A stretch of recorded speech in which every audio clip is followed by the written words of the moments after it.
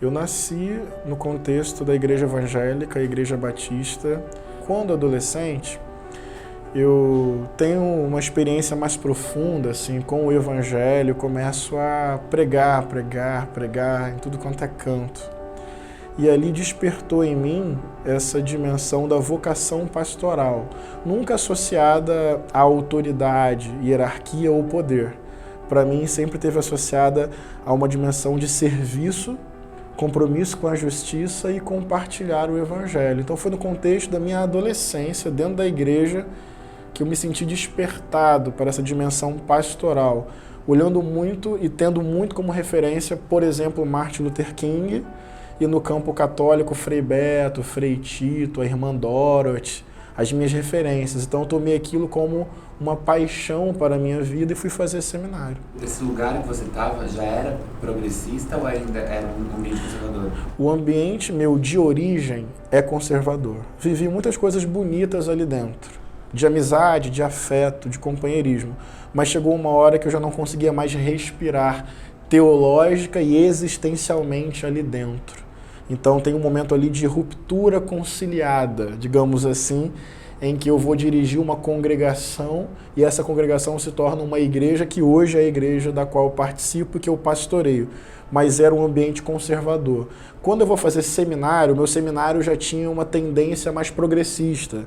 Também vou estudar ciências sociais na UF, então eu começo a reelaborar o conteúdo da minha fé e entrar em conflito com a minha própria igreja. E, de fato, não consegui sobreviver ali muito tempo. E daí, qual foi o próximo passo? Você criou uma sua? Então, na verdade, foi tudo dentro de um rito formal. Eu, como seminarista, eu fiquei responsável pela plantação de uma nova igreja. E a galera que me acompanhou partilhava dessa mesma crise, de como lidar com o conservadorismo da igreja, como resgatar a essência mais emancipadora do evangelho. A gente queria discutir a pauta racial, a pauta de gênero, a pauta da justiça social que a gente via pulsar no evangelho, mas via a igreja muito indiferente. Então o próximo passo na época acabou sendo esse, da congregação se estruturar, crescer e se tornar autônoma. Virou a Igreja Batista do Caminho, que é a igreja que eu pastoreio. E Henrique, o que é ser cristão para você? Simples pergunta, hein? Ser cristão é ter Jesus Cristo como Deus encarnado e referência máxima e absoluta de um amor ético-político que nos compromete com a vida, com a dignidade humana, especialmente com os corpos oprimidos. Ser cristão, então, é um discipulado, é seguir os passos de Jesus Cristo de Nazaré. E esses passos têm a ver com vida plena compartilhada, tem a ver com inquietude diante de tudo aquilo que é injusto e maltrata a vida. Ser cristão é chorar a dor do mundo por encontrar na dor do mundo o nosso próprio mundo de dor. Ser cristão é perceber o grito de Deus no rosto daqueles e daquelas que sofrem. Ser cristão é ter como utopia o reino dos céus, mas entender que esse reino dos céus se sinaliza na terra concreta, onde homens e mulheres vivem. É por aí a descoberta de caminhar com Jesus. Mais ou menos 90% da sociedade brasileira se diz cristão, tipo os católicos e os evangélicos. Sim. Só que esse discurso cristão acabou se tornando uma coisa conservadora e o que foi o que elegeu Bolsonaro e toda a representante de extrema-direita. O que você acha que se transformou desse discurso de Jesus para o que é hoje? Isso faz muito tempo. Na verdade, o evangelho nasce na periferia entre os pobres, os maltratados. E os primeiros séculos continuou sendo uma experiência religiosa muito popular, muito periférica. No século IV tem uma virada histórica muito grande para essa religião, quando o evangelho, ou o cristianismo então nascente, deixa de ser uma religião popular e é abraçada pela institucionalidade, pela oficialidade do Império Romano, vira religião do Estado. Então, esse é um marco que tem consequências profundas sobre a interpretação da vida de Jesus, a interpretação sobre a Bíblia, a interpretação sobre poder, sociedade, configuração das relações humanas. O que eu quero chamar a atenção é que essa virada conservadora já aconteceu há muito tempo, quando o cristianismo hegemônico se tornou oficial, institucional, amante do poder e da doutrina. Sempre houve, e eu gosto de dar visibilidade a isso, uma tradição cristã popular, arejada, acolhedora, emancipadora. Mas o que eu quero chamar a atenção é que esse conservadorismo não é uma novidade. Afinal, foi dentro da lógica do cristianismo oficial que teve as cruzadas sanguinárias e genocidas, a colonização racista e escravocrata da América, a dizimação de povos indígenas, apoio a ditaduras civis militares no século passado. Então, não é uma novidade ver o cristianismo capturado por um discurso de poder que nada tem a ver com a sua origem social, histórica, na pessoa de Jesus de Nazaré. Você vê algum problema, por exemplo, de ter uma pessoa que se diz cristã na política? Nenhum problema. A questão, definitivamente, para mim, não é essa. A laicidade ou a democracia não devem excluir a participação de religiosos na política. A questão é a qualidade, a característica desta participação. Então, achar que existem dimensões completamente separadas por um muro rígido, intransponível, aqui é religião, aqui é política, eu não acredito nessa formulação iluminista. Porque, vou dar o meu exemplo, colocar isso de maneira mais de testemunho pessoal. Como é que eu vou separar isso dentro de mim? Eu sou, por definição, um ser político, como todo ser humano é. Não só um ser político, como todo ser humano é. Eu sou engajado politicamente. Eu tenho intuições, convicções e posições. E eu sou uma pessoa religiosa, eu creio em Jesus. Como é que eu separo isso dentro de mim? Não existe essa separação, eu sou tudo isso ao mesmo tempo. Fé e política se relacionam inevitavelmente. A questão está na característica dessa relação. Quando a fé é um projeto de poder que impõe uma doutrina para o conjunto da sociedade, isso é antilaico, antidemocrático, arbitrário e absolutamente violento. É o que a gente vê hoje no Brasil. Mas também tem a fé que me inspira a lutar por justiça, pelo bem comum, o que foram os freis dominicanos lutando contra a ditadura, o que foi Irmã Dorothy lutando contra os latifundiários no Pará, o que foi Martin Luther King lutando contra o racismo, a segregação racial nos Estados Unidos, todo mundo inspirado pela fé. Não tem como separar. A questão é a qualidade desta relação entre fé e política. Não, então você acha que, por exemplo, um líder político jamais pode utilizar a Bíblia ou o slogan do Bolsonaro, Deus acima de tudo, como uma ferramenta política? Deus acima de tudo é uma expressão fascista. Por quê? Porque, na verdade, não é Deus.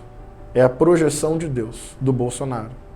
Ele usa a sua projeção de Deus para impor à sociedade uma determinada moral. Isso esconde sede de poder e arrogância. Deus é Deus. Teologia não é o estudo de Deus, é o estudo da nossa narrativa sobre Deus. Por isso que é fascista.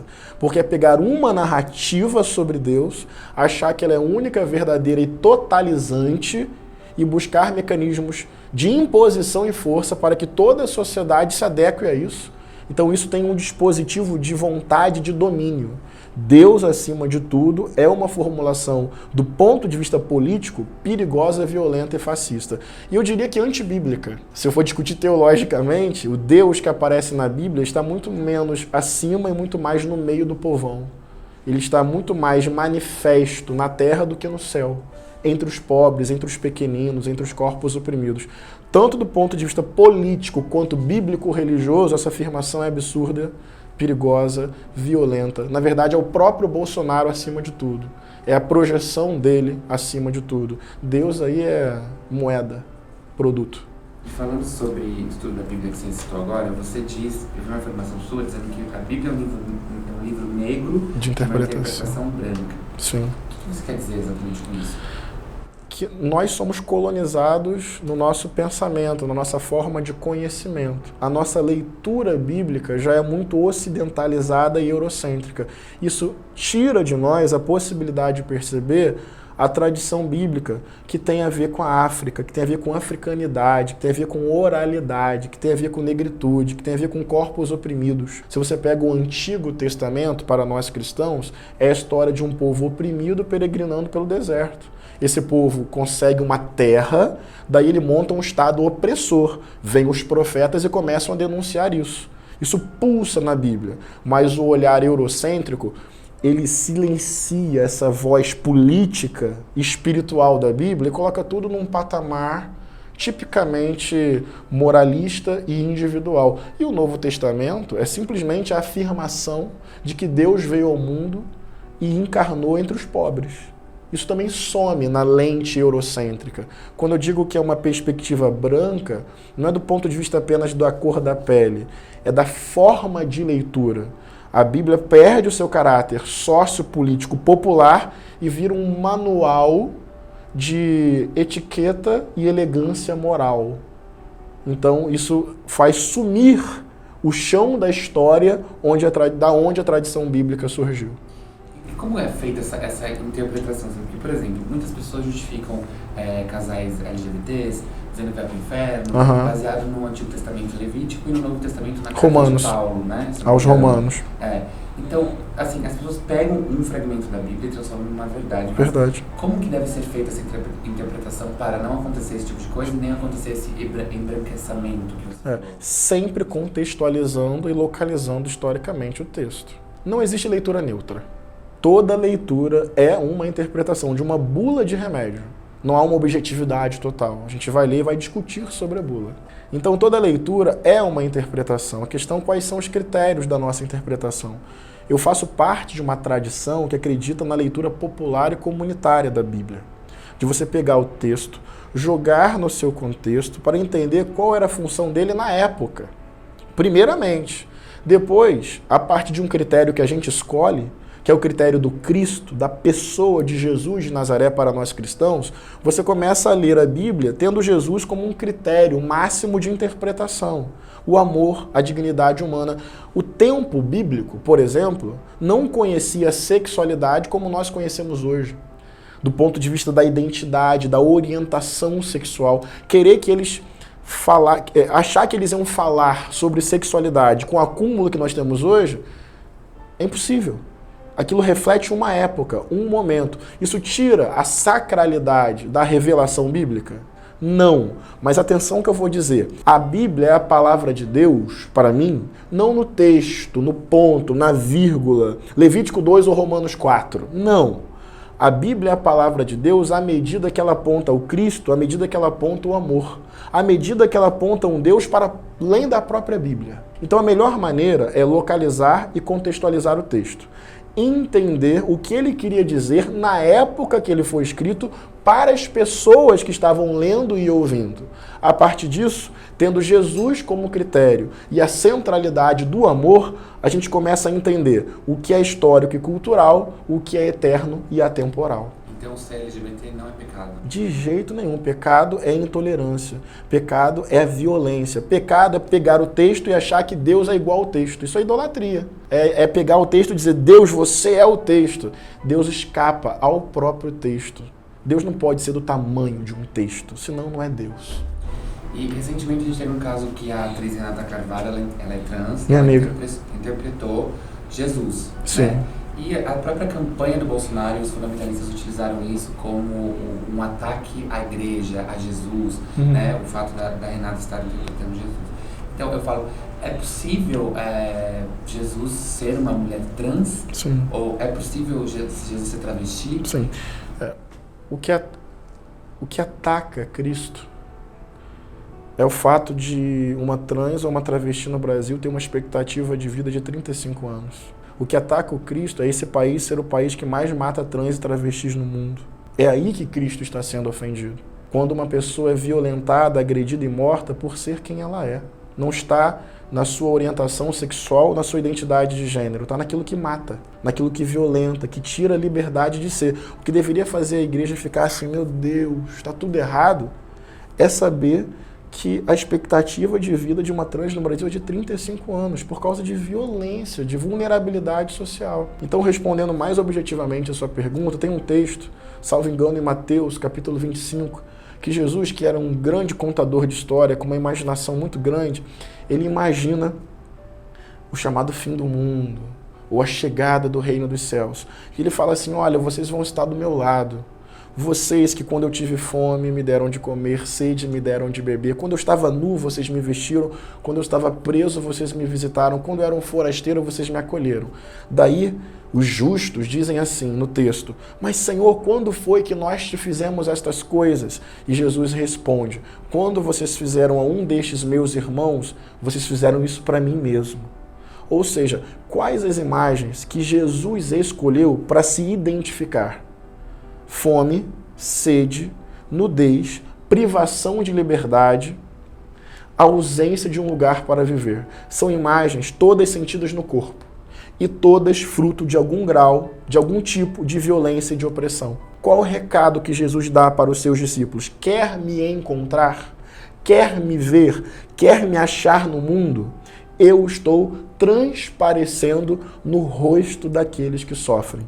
A partir deste texto bíblico, eu posso dizer, sim, que Cristo é uma trans, que Cristo é uma travesti, que Cristo é uma mulher negra, que Cristo é um indígena, que Cristo é um quilombola, que Cristo é um refugiado, porque ele está aparecendo nos corpos oprimidos da história. De onde eu tiro isso? De um manual de esquerda? Não, da Bíblia. De um testemunho de uma história contada pelo próprio Jesus de Nazaré. E aproveitando que você falou isso, naquela época não existia essa definição, mas você acha que na definição de hoje Jesus era um homem de esquerda? Que pegadinha. Eu não gosto de usar essa afirmação porque ela é anacrônica e como você mesmo adiantou. Não existia a formulação esquerda e direita. Eu creio de verdade que o Evangelho é maior do que essas formulações. É a revolução das revoluções no coração do ser humano. Então eu não gosto de usar essa categoria, até porque eu sei que ela pode me dificultar conversar com um monte de gente. Mas o que eu posso dizer é que tem um conteúdo ético, político muito evidente na vida de Jesus, mas muito evidente. Compromisso com os pobres, denúncia do acúmulo de riquezas, celebração da diversidade, denúncia de um poder tirano e violento do Estado. Então eu vou assumir a responsabilidade. Eu, Henrique Vieira, olhando para a vida de Jesus, vejo princípios ético-políticos que me colocam num campo da esquerda. Essa é minha escolha, como muitos irmãos e irmãs fazem. Não quero dizer que Jesus era. Eu sou de esquerda porque a minha fé cristã me faz ficar mais próximo da narrativa de mundo e da perspectiva de sociedade da esquerda. Uma esquerda ampla, democrática, pautada nos direitos humanos, na radicalidade da democracia e da diversidade. Mas, mesmo me considerando de esquerda e assumindo que isso vem do meu cristianismo, eu continuo insistindo que a proposta do Evangelho revolucionaria a própria esquerda, que é de um amor ético-político raro, profundo, incondicional, que na minha compreensão e fé é capaz de mudar corações e estruturas opressoras. Tem uma frase muito comum utilizada, que é, as pessoas falam que bandido bom, bandido morto. Terrível. E Jesus na época foi preso, torturado, por ser considerado um bandido. Então, você acha que essas pessoas que falam isso, de uma certa forma, elas estão atacando a memória de Jesus? Ah, com certeza, não tem nada a ver com o Evangelho, né? Jesus rejeitou a pedra que condena pessoas. Daí vem pessoas em nome de Jesus, pegam a pedra e tacam. É mais ou menos essa a imagem que eu construo cenicamente na minha cabeça. Uma pedra feita para apedrejar. Daí Jesus diz, eu não quero usar isso contra ninguém. Daí vem os discípulos de Jesus, pegam a pedra, você não quer usar, mas em seu nome nós vamos. É mais ou menos essa imagem que eu quero construir. Desejar a morte de alguém por erros que cometeu, poucas coisas são mais contra o Evangelho do que essa afirmação. É muito incompatível. Não dá para pegar a figura do Evangelho ali revelada, Jesus, e achar que tem indício de que ele diria isso. Pelo contrário, fico imaginando Jesus ouvindo isso dizendo, não entenderam nada. Nada do que eu vivi, encarnei e propus. Bandido bom e bandido morto é vingança, não é justiça. Não tem nada a ver com a delicadeza justa do Evangelho de Jesus. E agora, pra gente encerrar, porque foi muita gente que acabou ficando decepcionado com a igreja, porque exatamente por isso, por esse discurso utilizado da igreja, sabe?